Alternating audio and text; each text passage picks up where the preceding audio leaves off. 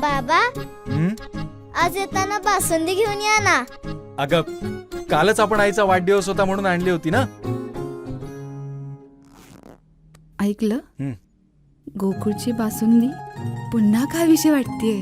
खरं सांगू, मलाही खावीशी वाटतेय.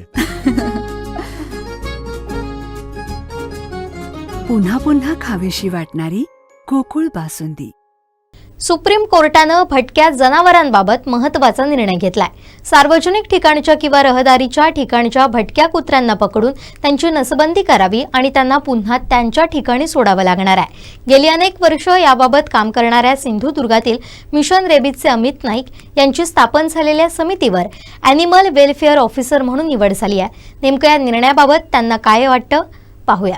सध्या जो निर्णय घेण्यात आलेला आहे सुप्रीम कोर्टद्वारे तो अतिशय योग्य निर्णय आहे असं मला वाटतं. कारण आपल्याकडे भटक्या जनावरांना स्थलांतर करणं म्हणजे त्यांना एका जाग्यावरून दुसऱ्या जागी नेऊन सोडणं किंवा त्यांना जीवे मारणं यावर कडक कायदा आहे. तसं आपण करू शकत नाही. तर नसबंदी हा एकमात्र असा उपाय आहे जो लीगली आपण करू शकतो.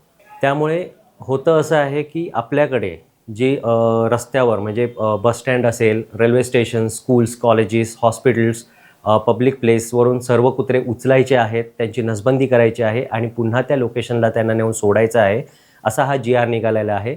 यामुळे होणार काय तर आपल्याकडे जे लहान मुलांवर, विद्यार्थ्यांवर, मोठ्या लोकांवर होणारे हल्ले आहेत ते कंट्रोलमध्ये येतील, डॉग पॉप्युलेशन कंट्रोलमध्ये येईल. तर हा एक महत्त्वाचा मुद्दा आहे. आणि त्याचबरोबर आपल्याकडे भटक्या जनावरांना त्रास देणं, त्यांना मारणं हे सुद्धा बहुतेक कमी होईल. त्यामुळे समाजामध्ये शांतता पसरून राहील. आणि आपल्याकडे असा विषय आहे की त्या नगरपालिकेना तो GR आलेला आहे. त्या नगरपालिका त्या GRवरती काम करत आहेत. प्रत्येक नगरपालिकेने एक समिती स्थापन केलेली आहे आणि त्याच समितीमध्ये ॲनिमल वेलफेअर ऑफिसर म्हणून माझीही नेमणूक झालेली आहे. तर आता हे माझं पण कर्तव्य आहे की त्या नगरपालिकेनं योग्य ती मदत करणं, त्यांना सहकार्य करणं. कारण नसबंदी हा काही सोपा विषय नाही आहे. त्यावर खूप कडक नियम आहेत, रेग्युलेशन्स आहेत. तर ते आपल्याला फॉलो करणं गरजेचं आहे. कारण animal welfare board of India AWBI organisation registered organisation असेल तर तीच ऑर्गनायझेशन नसबंदी करू शकते. इतर कोणत्याही ऑर्गनायझेशन नसबंदी करू शकत नाहीत. आणि ABC ॲनिमल बर्थ कंट्रोल यांचे पण काही नियम आहेत. तर ते नियमसुद्धा फॉलो करणं गरजेचं आहे. तर यासाठी आपण त्या नगरपालिकेनं आम्ही मदत करत आहोत आणि आम्ही मिळून हे सगळं काम करत आहोत. तर माझी लोकांना एवढीच विनंती आहे की आपण म्हणजेच समाज आहोत आणि समाजामध्ये जर आपण एखादी चूक केली तर ती आपल्याला इवन इतर कुठच्या तरी लहान मुलांना ती भोगावी लागते. यासाठी आपण एक गोष्ट करायची आहे की आपण जर, मी मागच्या वेळीसुद्धा बोललो की आपण जर जोपर्यंत जबाबदार बनत नाही तोपर्यंत आपण काहीही सुधरू शकत नाही. तर यासाठी सुद्धा नगरपालिकेला आम्ही काही नियम काढायला सांगितलेले आहेत. ते नियम लवकरात लवकर आपल्या आपल्या तालुक्यांमध्ये लागू होणार आहेत. त्याच्यातले सगळ्यात महत्त्वाचे नियम म्हणजे जर कोणाकडे पाळलेला कुत्रा आहे तर त्याला यापुढे लायसन बाळगणं गरजेचं आहे, अनिवार्य आहे. ज्याच्याकडे लायसन नाही तो कुत्रा पाळू शकत नाही. यावर कडक कायदेशीर किंवा दंडात्मक कारवाई होऊ शकते. जर एखाद्या व्यक्तीकडे फिमेल असेल तर ज्यावेळी नगरपालिका नसबंदीचा कार्यक्रम राबवेल त्यावेळी त्यांनी आपल्या फिमेलला घेऊन यायचं आहे, तिची नसबंदी करून जायचं आहे. एखादा व्यक्ती जर नसबंदी करायला जर अपोज करत असेल तर होणाऱ्या पिल्लांना तो व्यक्ती जो आहे तो स्वतः जबाबदार राहील. आणि जर ती पिल्लं रस्त्यावर दिसली तर त्याच्या विरोधात कडक कायदेशीर किंवा दंडात्मक कारवाई करण्यात येईल. त्यानंतर जे पिल्लं ॲडॉप्शनला देतात किंवा विकतात म्हणजेच ब्रीडर्स जे आहेत त्यांनीसुद्धा एक गोष्ट लक्षात घ्यायची आहे की ती पिल्लं ज्या व्यक्तीला तुम्ही देताय त्या व्यक्तीचं नाव, नंबर, आधार कार्ड ह्या डिटेल्स तुम्ही तुमच्याजवळ ठेवायच्या आहेत. कारण यापैकी पिल्लूसुद्धा जर आम्हाला रस्त्यावर दिसलं तर त्या विरोधातसुद्धा आम्ही कडक कारवाई करणार आहोत.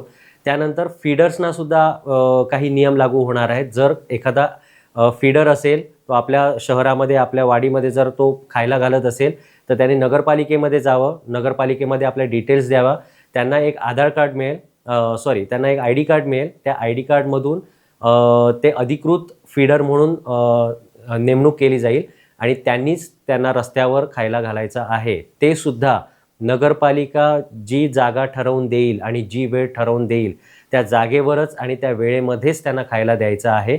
इतर वेळी खायला द्यायचं नाही आहे. विदाऊट आय डी कार्ड जर कोण खायला घालत असेल तर त्याच्या विरोधात सुद्धा कारवाई केली जाईल. तिसरी गोष्ट अशी आहे की आपल्याकडे जे कुत्र्यांना अन्न घातलं जातं ते अन्न व्यवस्थित शिजलेलं असायला हवं. कुसलेलं नासलेलं अन्न किंवा पौष्टिक अन्न जर नसेल किंवा ते जर शिळं अन्न असेल किंवा जर ते शिजलेलं नसेल, कच्चं मांस जर तुम्ही त्याला घालत असाल, न पचणारं अन्न जर घालत असाल तर त्यांच्या विरोधात सुद्धा कडक कारवाई केली जाणार आहे. तर असे नियमसुद्धा आता आम्ही लागू करणार आहोत, कारण फक्त नसबंदी करून हे सगळं थांबणार नाही आहे. तर याबरोबर आपण सुद्धा जबाबदार बनायला हवं. जसं मी मागच्या वेळी सुद्धा बोललो, तर आपण या समाजात राहतो तर आपण त्या नगरपालिकेनं सहकार्य करा, मदत करा. आपला नगर, आपला तालुका, आपला सिंधुदुर्ग जिल्हा स्वच्छ आणि सुरक्षित ठेवूया. थँक्यू.